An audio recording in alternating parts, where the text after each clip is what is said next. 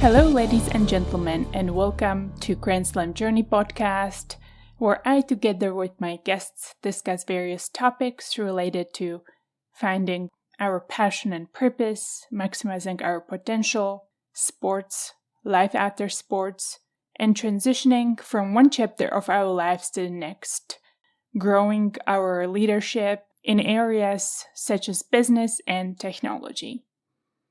Today's episode is the second part of my conversation with Tiziana Casciaro.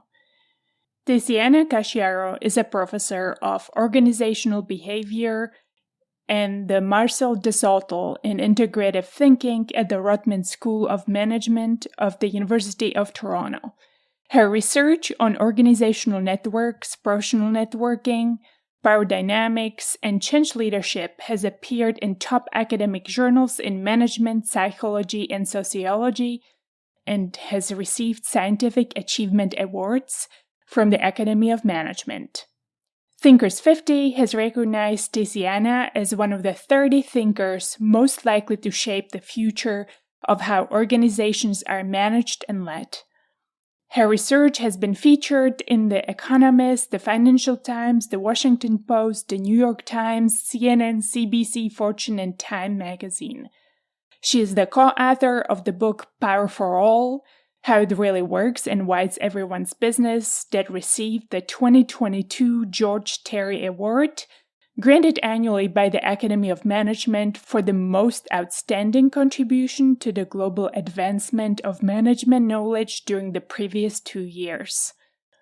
This episode is the second part of my conversation with Tiziana about power in her book Power for All. In the previous episode, number 22, we covered some of the basics, such as Tiziana's path to academia, and why she chose to focus on organizational networks, power dynamics, and change leadership. She shared a little bit about the process behind writing the book and the reasons for why they wrote it, definition of power, and the importance of safety, self-esteem, respect, and how it relates to power and our societal and organizational structures. Obviously, it's up to you to choose which episode you want to listen to first. Feel free to dive into this one. However, it might be easier to listen to the episode number 22 first to get some of the basics, as this part is the continuation of our conversation and ties on the previous. In this episode, we dive deeper into why should power be everyone's business, the dynamics of power. Power can be dirty, it often is, but it doesn't have to be. Tiziana shares some great examples of movements that use power to create positive change. She claims that power is simply energy, and so anyone who wants to create any change in the society needs to understand it to create a meaningful change, no matter how big or small that change might be. We talk about the power model and the importance of Agitate, Innovate, and Orchestrate, the relationship of confidence and power, including some tips on how to grow confidence. And lastly, I hope this episode and my discussion with Tiziana will help inspire more people to be aware of power dynamics and be able to create power to drive positive changes in our society.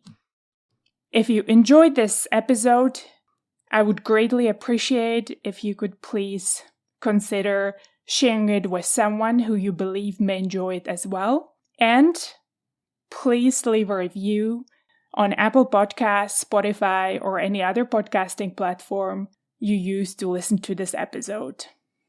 And now, enjoy the listen.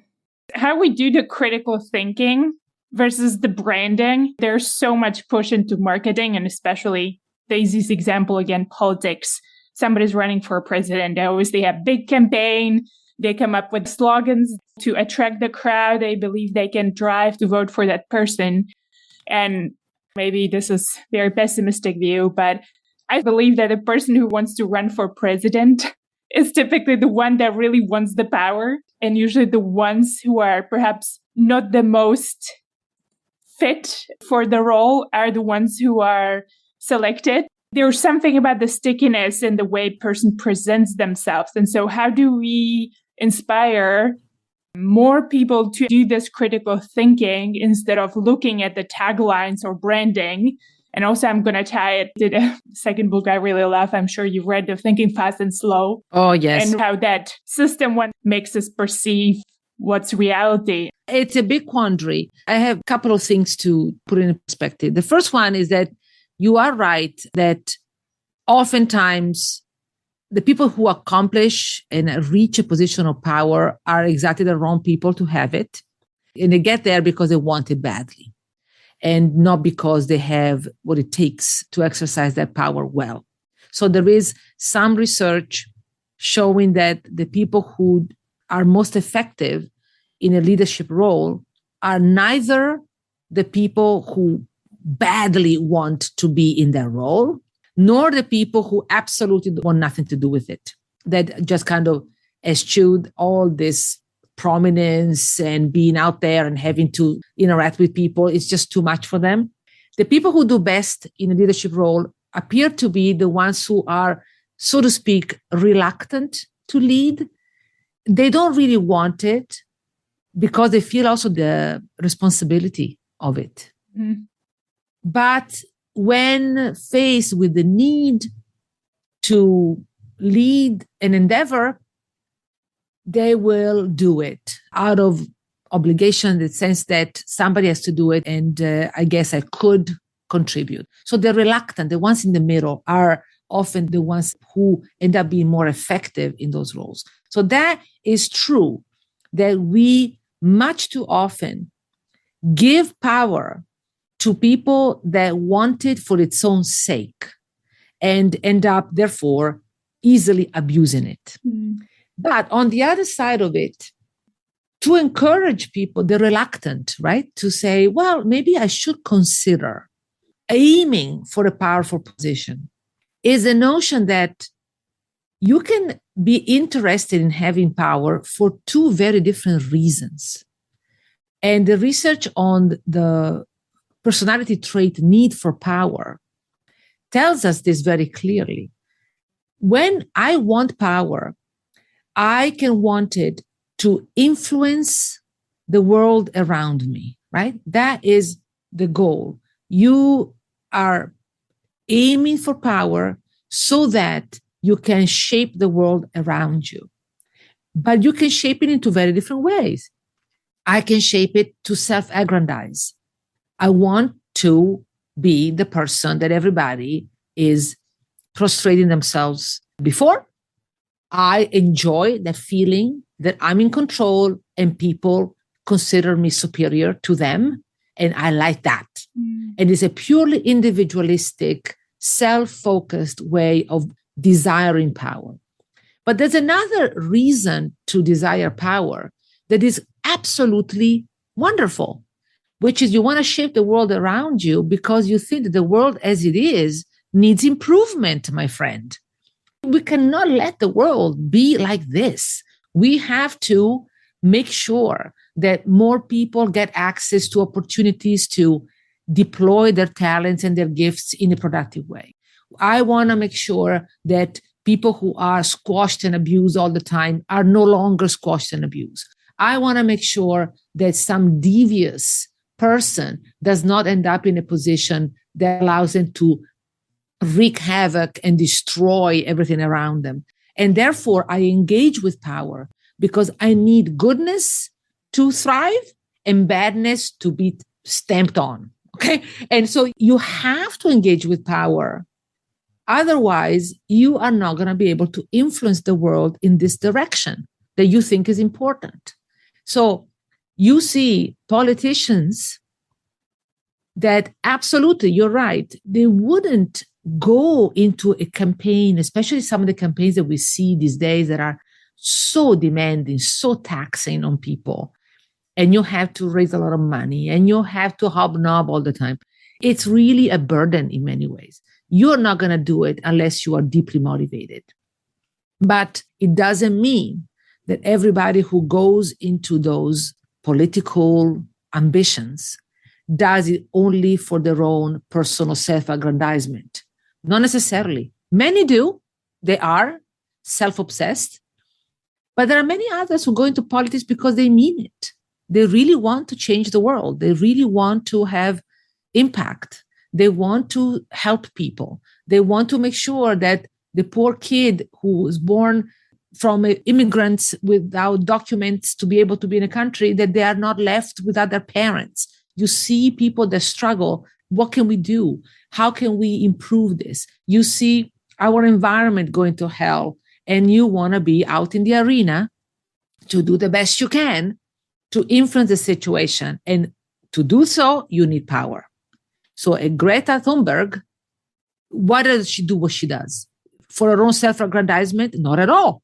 She's determined to protect the earth and our human life on it. So this is a very altruistic goal. Does she have a selfish intent? Of course, she wants to protect her own life too. She's young. She would like to have a future.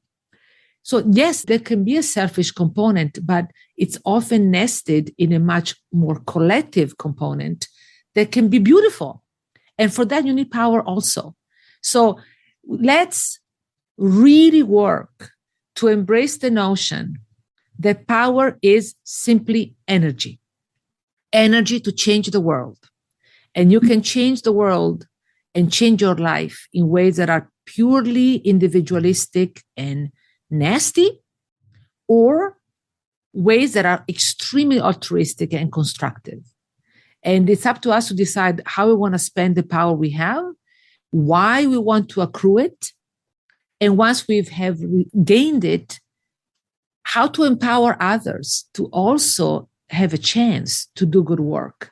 And that's something that's hard for us to do if we linger on this idea of power as dirty, power as a really bad business that only the so-called power hungry would want to engage in. You can code a lot of these activists as power hungry only in the sense that they know they need the power to get things done. And without it, nothing will happen. Mm-hmm. And they will have accomplished nothing that they have at heart. And so we need to teach them how to deal with power, for better or for worse. Otherwise, we are constraining the best energies we have in our society from doing the work that they aspire to do. Yeah, I love that. And you wrote beautiful examples, Julie, in the book about, I would say, more positive movements and organizing and agitating and really driving positive changes in the world. I do love the concept that you mentioned, energy to change the world. And maybe this also connects to the beginning of our podcast about passion. And I also wonder how it connects to maybe confidence and self-confidence, because then I'm thinking of the first initial idea, even let's say Greta as an example, or even for the sake, you and Julie, and actually taking the initiative and writing this book. Can that energy and passion fuel that movement alone? And how does that relate to confidence? The confidence that you knowing you have something unique and this needs to be spoken, and then you start recruit others. Mm-hmm. How do you see this dynamic playing out? Yeah, it's a wonderful question. And I would lean on Dr. Martin Luther King Jr. to answer it. Because in the writings and the work of Martin Luther King, you see certainly a lot of focus on the collective, right? Without coming together, we are not going to be able to change some of these big dynamics. The individual alone cannot do it. Yes. And you see this in all kinds of domains, not only the plight of African Americans and the terrible inheritance of slavery. I mean, those are enormous dynamics, right, that unfold over hundreds of years. Mm-hmm. We're talking about very mundane domains, like your fellow tennis players coming together in a union to negotiate better conditions for themselves, compared to those who run the business of tennis that may sometimes manage to squeeze a lot of the revenue and a lot of the profits from this business for themselves instead of the players who are actually playing the game. And again, even in a context where people are pretty powerful, these are not destitute people necessarily. Mm-hmm. They often come from perfectly fine backgrounds and have means, but without coming together, without coalescing in a collective, it's very hard for them to negotiate better terms for themselves. So you see the whole range of when a common endeavor, a movement, can really help individuals that otherwise would not be able to accomplish anything. But then Martin Luther King says, and this is much less understood about his perspective, his philosophy of how you exercise change. You need a personal transformation. You as a person have to grow into somebody who, as you put it, has the confidence and the grounding to feel that, yes, I can. And that is a fundamental message. Both things have to come together. I can organize a movement. We don't have to necessarily only think about movement that change society in the macro way. It could be you are working in a company that has a procedure, a process that is just not working well, and you create a movement to change the system. Something relatively focused. We're not necessarily talking about a major revolution, but this notion that you can affect your world. You don't have to take it and accept it without trying to reshape it. You can, in fact, act on it. But Martin Luther King would tell us that to do that, you need two things always. The collective, bringing people together. So it could be you, Clara, that you come along and say, folks, what are we doing? Why are we operating in this way? This is completely stupid. There's another better way. But if we don't come together to push for it, it's never going to happen. So you do organize the collective to move towards something different. But you're not going to be able to do that unless you have come to a point where you believe that change is possible and you are capable of that self-assurance that allows you to push for it. And it's a personal transformation. And power does that for us. Power, the feeling that you have power, that you have capabilities, is what allows you to take action. When you feel powerless, you are paralyzed. And then no movement will happen, because even if somebody else around you tries to stimulate you, you're going to think, there's no way we can do this. There is no way. It's hopeless.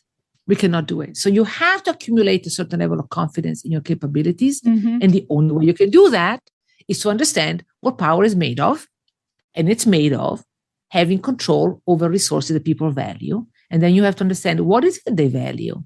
And in a movement, you have to identify what your audience, the people you're trying to influence, really want, ultimately, and speak to that. And that's when you can rally the troops. But it takes both things. It takes the collective endeavor, and it takes the personal development, mm-hmm. where you become good enough at something and confident enough in yourself, and maybe less needy of approval of others. Mm-hmm. You know who you are. Warts and all, you don't have to be perfect. Nobody is. But you know you have some gifts, some capabilities, and the ones you don't have, you know you can work on them and grow into them. And that allows you to take action. And I'm strong enough.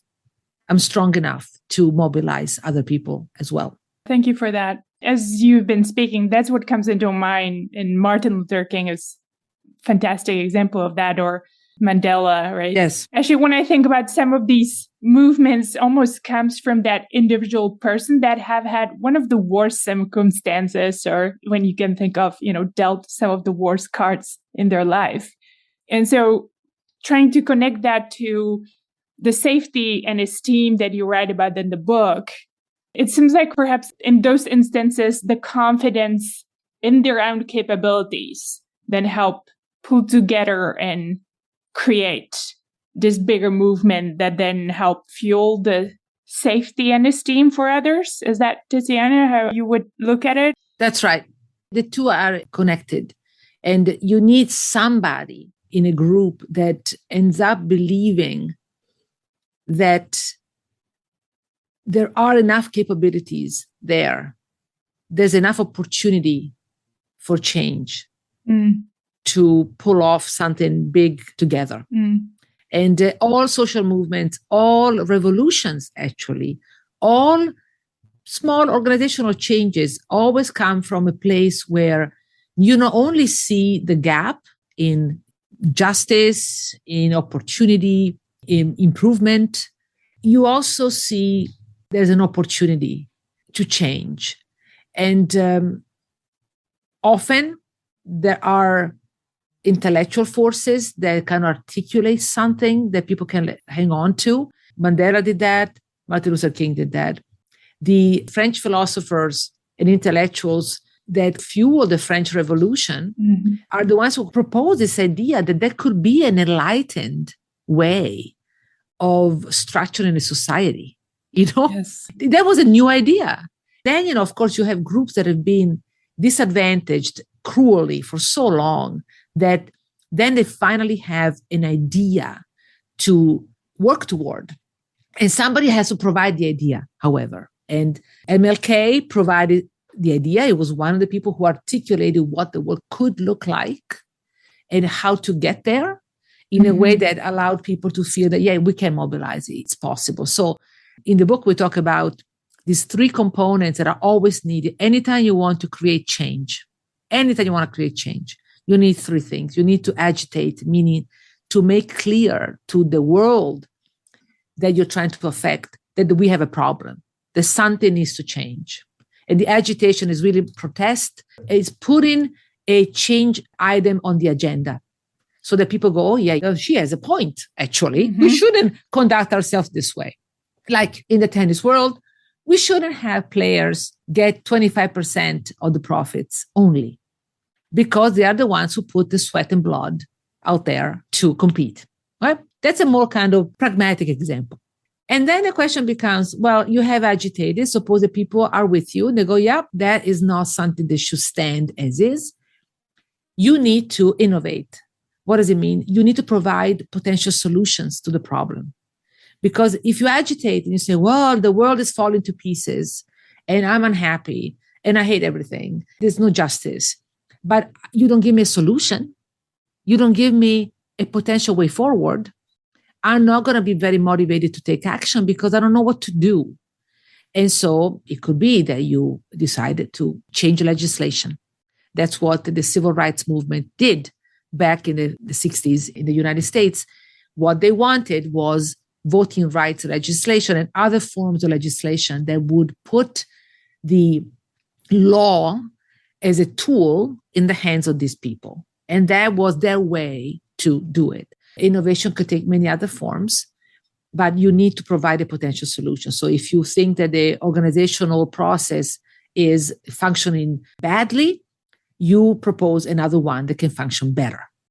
And then people can rally around it, and you enter the third phase of the change, which is orchestration. What does it mean? You cannot do it alone or just with your own little group of supporters. You need to enlist other people who may have some stake in the change you want, who may coalesce with you, even though they're not exactly just your people, but they may want to see some changes in a direction that is attractive to them as well.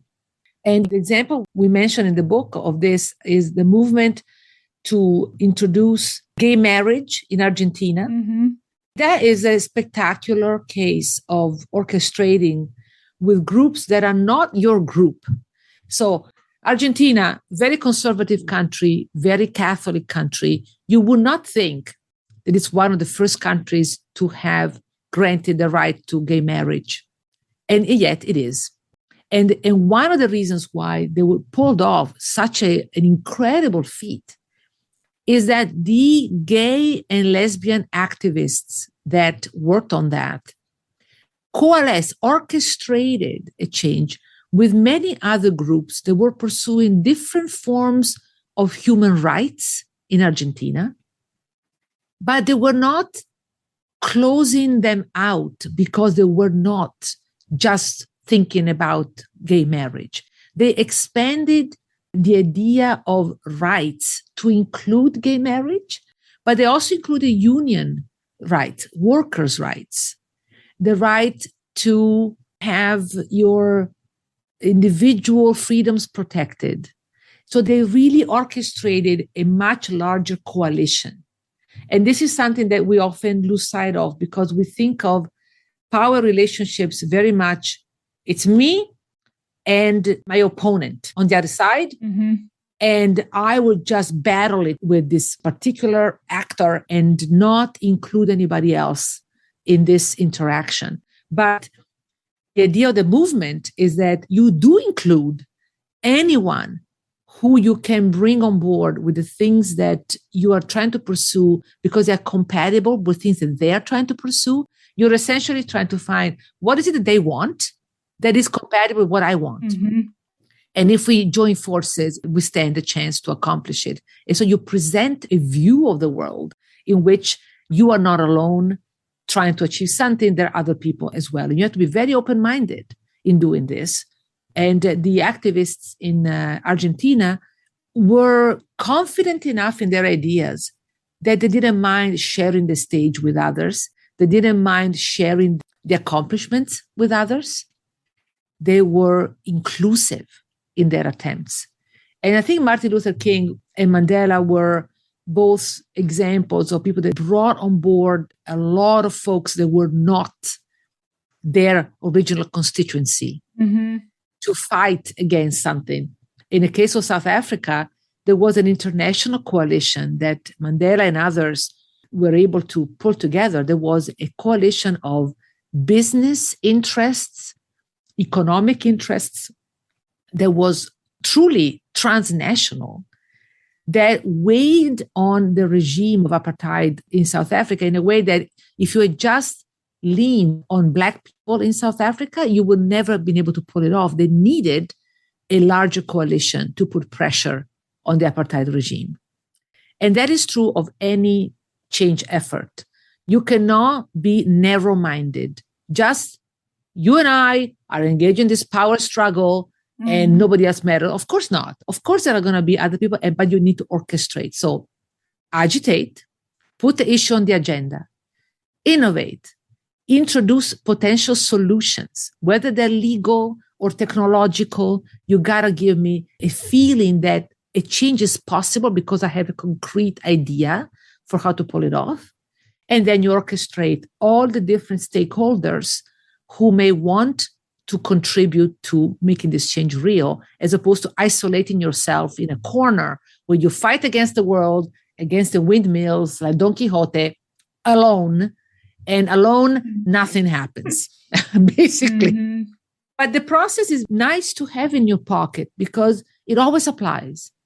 As I said, it applies to a professional in a business environment who wants to change maybe some of the employment practices in that environment, all the way to big changes like protecting the planet from self-imposed destruction. It goes all the way. It's always the same process. So once you know it, you develop the personal capabilities that can fit into the agitate, innovate, orchestrate model.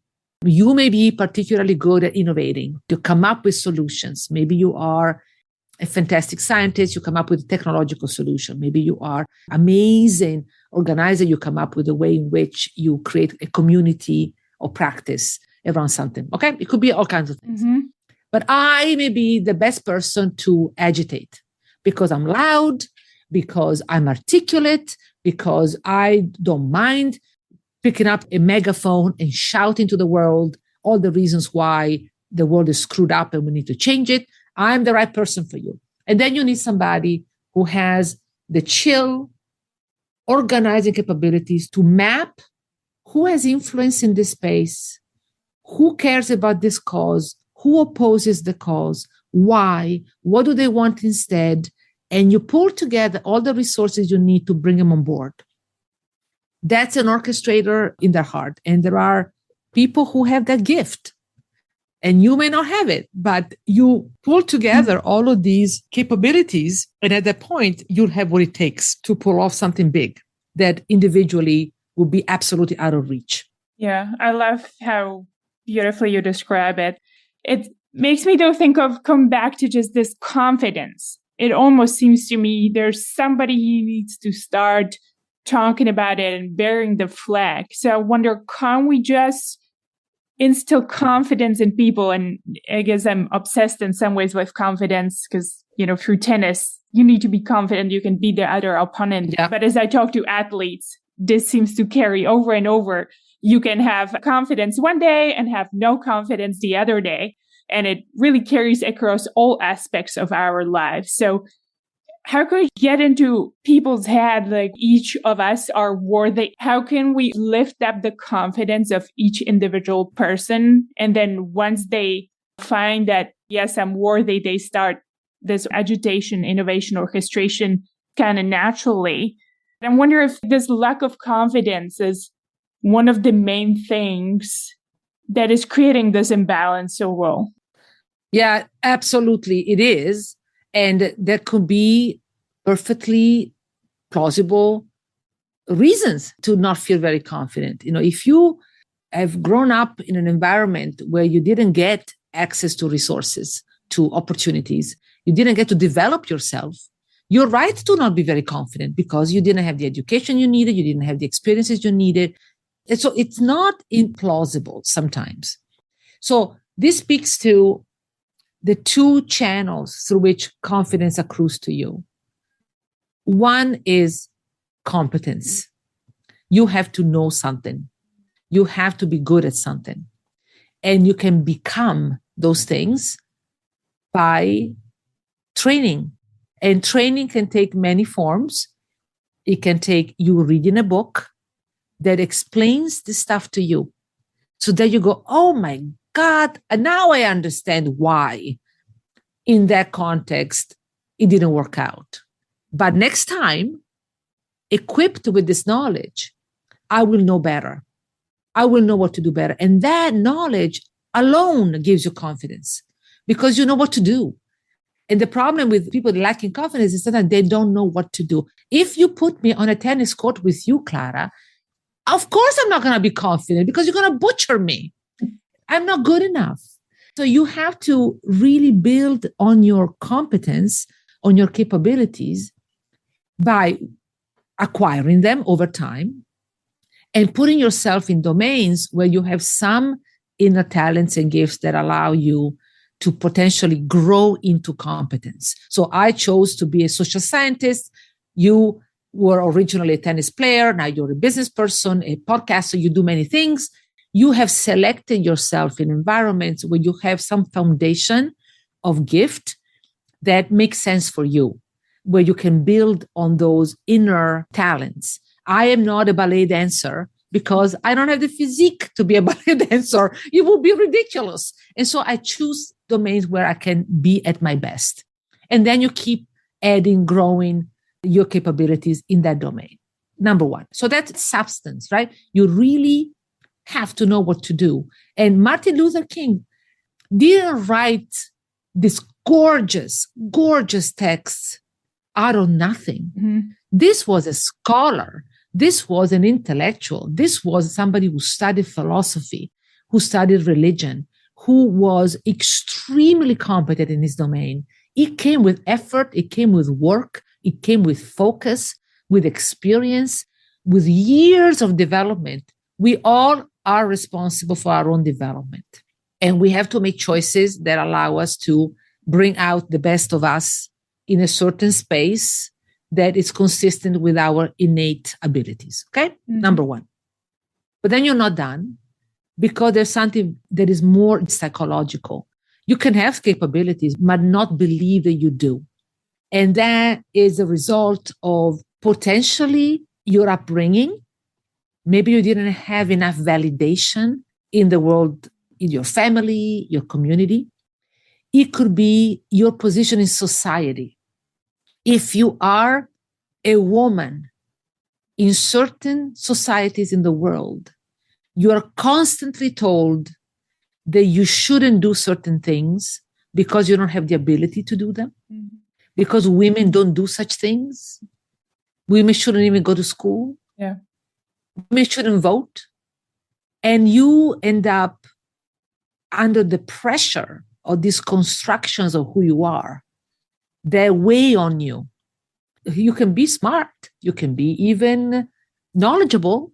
You can even have technical skills. But if everybody around you tells you, no, honey, you don't, it's very hard for you to push back on such undermining of yourself. So what do? There is a wonderful study that was done at INSEAD. This is a business school in France. This business school traditionally had been imbalanced in terms of the proportion of men and women in the MBA program. There were many more men than women. Things have changed in the meantime, but for a long time that was the case. And they experienced significant grade gap between male and female students, such that men performed better in the program than women. But that was kind of weird because they were admitted based on their experience, capabilities, proven accomplishments before the program.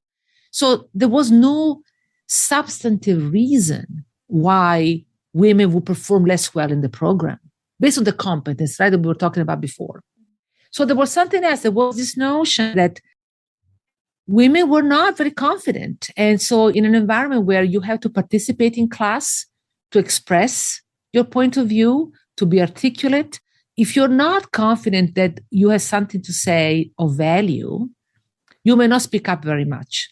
Or when you speak up, you do it tentatively in a way that undermines your performance in the classroom.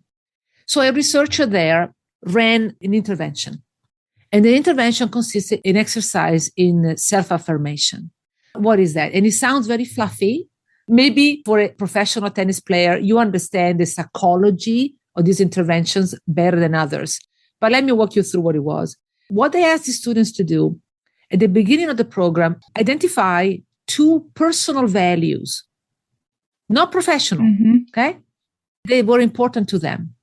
So imagine, for me, it could be integrity, honesty, or it could be the value of friendship. For friends, I really care, okay? Write it down and write up an instance in which you have lived up to that value. So for me, if I think of friendship, I think about a time when, in the middle of the pandemic, when travel was extremely difficult, I went to visit a friend who was very sick. And I didn't care about the difficulty of doing that, the obstacles. I had to do it. And I write down this episode in response to this particular exercise. Doing this exercise twice in that year was enough to erase the great gap between men and women in the program. Wow. Why is it? It's because these women who were led by the pressures of being a woman in a man's world, in an environment where the typical successful business leader is not a woman, but is a man. And the world is telling you that you're not as good as guys. They were reminded, these women, that they were good, that they had deep values, that they lived up to, that they had something to contribute. Remember, the values were personal, and yet they enhanced their sense of self, their sense of worth. And so next time you're in that classroom and you have a thought about the particular case study, you will have the confidence to raise your hand and say, in my perspective, this is what this business leader should do. And all of a sudden, they were performing in the program just as well as the men. So you see, those are always the 2 components. You get confident in your capabilities through a convergence of actual capabilities that it's up to you to develop, and you have to work. Yeah. Effort, focus, it doesn't come from the sky. For some people, it comes from the sky, actually. Some privileged individuals, they get something that kind of falls on them, and lucky person. But most of us, we had to work on it. And then you have the purely psychological sense of self and worth that sometimes comes to you because your family, your parents, your friends, the community in which you grew up gave you that sense of self and the sense of affirming you. And sometimes you have to build it for yourself. You have to remind yourself of the things that matter to you. And some people do it through mindfulness. They embrace certain philosophical traditions that remind them what's really important. And they don't let them be distracted by the stupidity of our cravings for nothing, for superficial stuff that has no value. How many people like you on social media? How many Louis Vuitton purses you own? Truly, that is not what you're worth. Yes. But sometimes we get really confused about what makes us good people of value. Yes. And so you can work on yourself psychologically to not be distracted by the stupidity and staying grounded on the important things. But the two things have to come together. And the good news for all of us is that you can acquire the capabilities. Absolutely. You can acquire the sense of self through reflection, through becoming wiser over time. And you can absolutely understand power, how it works, why some people have it, some people don't. What do you do to change those circumstances so that you are better equipped to change the world around you in a way that makes sense for you? All of those things are learnable competencies. They're not beyond your reach. And that's why we call the book Power for All. Not in the sense that everybody has equal power, because that's obviously not true. Power is unequally distributed in the world and will always be. But it's for all because everybody can understand how power works. Everybody. It's within your reach. And once you've understood it, you can find ways to deploy it in a way that we are hoping will be a wise way. You will use it for constructive purposes and not destructive ones. You will use it to enhance people around you versus putting them down and just enhancing yourself.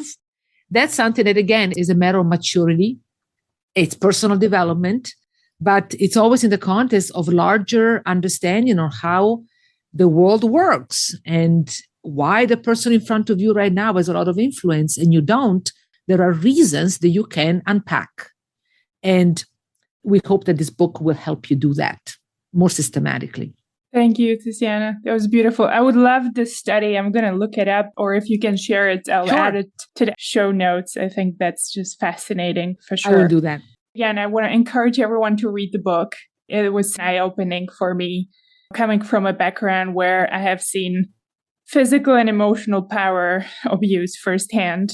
I was definitely one of the people that said, I just never want to deal with power. It gets dirty. It just doesn't work. I don't want to be part of any crazy power dynamics.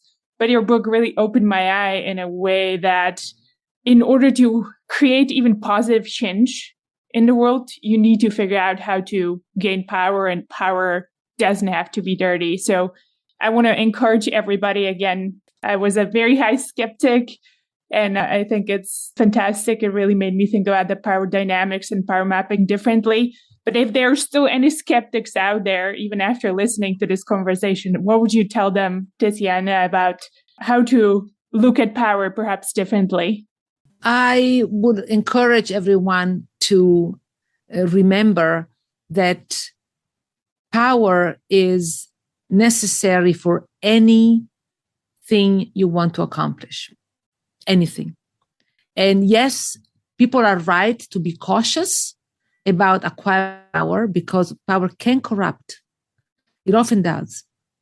But they have to have the ambition to develop themselves in a way that allows them to use power in a positive, enhancing way.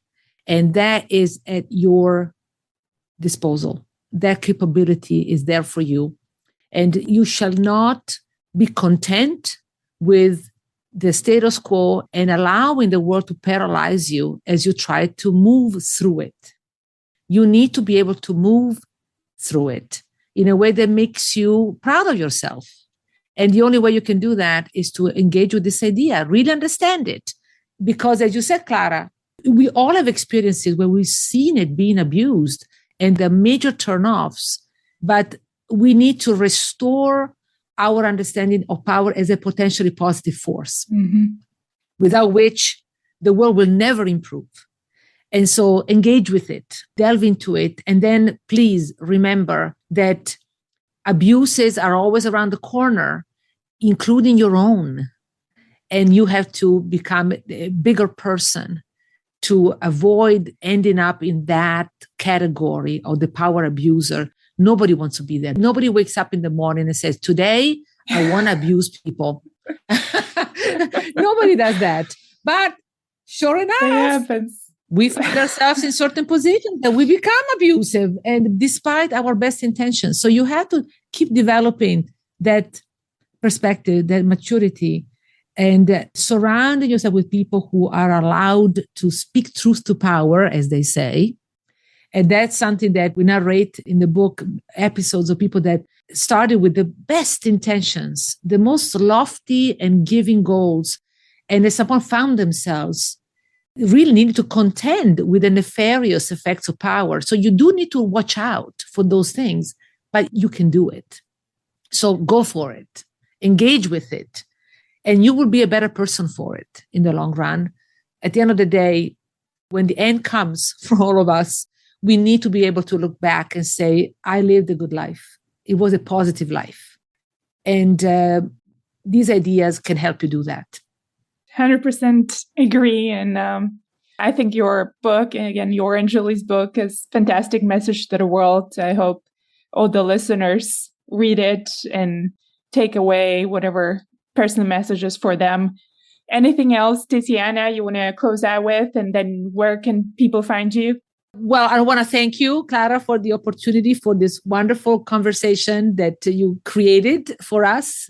I enjoyed it thoroughly. I have many questions for you that I will ask you in another occasion. Yes. But for how to find me, you just Google my name or Google Power for All book, and you will find myself and Julie, my beautiful and wonderful co-author, that contributed so many fantastic ideas to this project. And people can reach out to us. We are happy to engage with their questions. It actually gives us a lot of joy to see folks really contend with these ideas and make them their own and move them forward in ways that we could not even conceive of. That's the wonderful thing that always surprises us, how you, the readers, the users, end up putting in action these thoughts. It's a joy for us. So let us know if you have any developments in your power journey, and we will be very eager to hear them. That's fantastic. And I'll ensure to add all the links to your book and resources to the show notes. Thank you so much. If you enjoyed this episode, I want to ask you to please do two things that would help me greatly. One, please consider leaving a review on Apple Podcasts, Spotify, or any other podcasting platform that you use to listen to this episode. Two, please share this podcast with a friend who you believe might enjoy it as well. It is a great way to remind someone you care about them by sharing a conversation they might be interested in. Thank you for listening.